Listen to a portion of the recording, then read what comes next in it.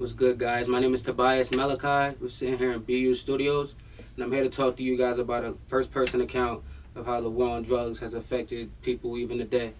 So, first, let's talk about like the war on drugs and what exactly that encompasses. One day George Bush hops up on the screen and shows a packet of crack and says, "You know what? This is the worst stuff in the world. We got to put an end to it." Little do we know, in the background, the government funded this entire thing. All of these drug kingpins were government funded. Like when you think about all the kingpins who sat at the top of these drug empires for so long, where did they get the money to start this stuff?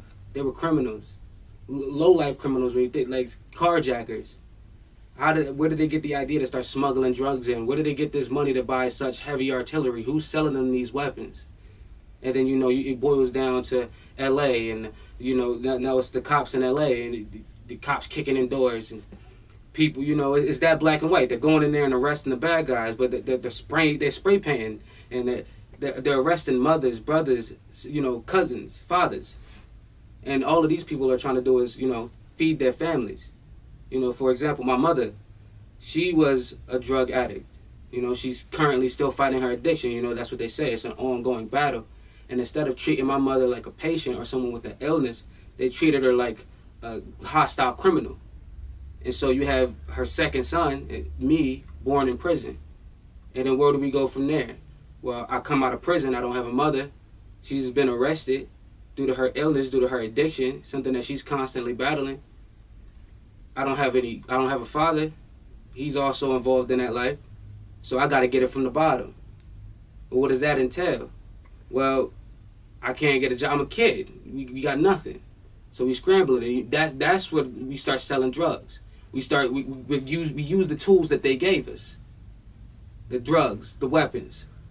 To do our best to not become kingpins. Sure, that's the dream. Everybody wants to be rich. Everybody wants to be at the top. But at the end of the day, it starts from people using the tools that the government gave them to fend for themselves. And now the government says, you know what, that's illegal, it's the worst stuff on earth. We got to arrest all the people that had made this their main source of income. This is the way that they feed their children. And so now you have two ends of a spectrum within the community. You got the addicts and you got the dealers. And everybody's saying, well, the addicts and the dealers are bad, let's arrest everybody. But you got people with an illness, trying to cover their demons with this medicine, with these elixirs that the government gave us, and you got the people distributing it.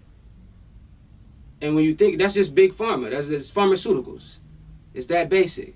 But when you bring it down to the urban community, now it's a bad thing.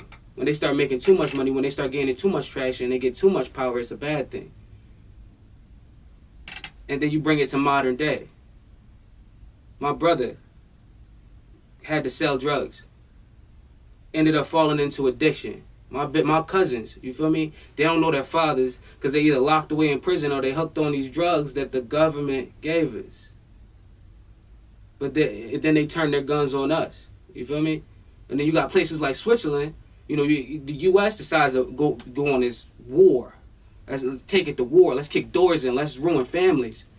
But places like Switzerland show that it could be done another way. They provided, when they had a big boom in their heroin use in their population, they didn't treat those people like they were evil. They didn't lock them away in prisons. They tried to turn it around. They built centers where they could go get help and they could go get treatment and they could use safely.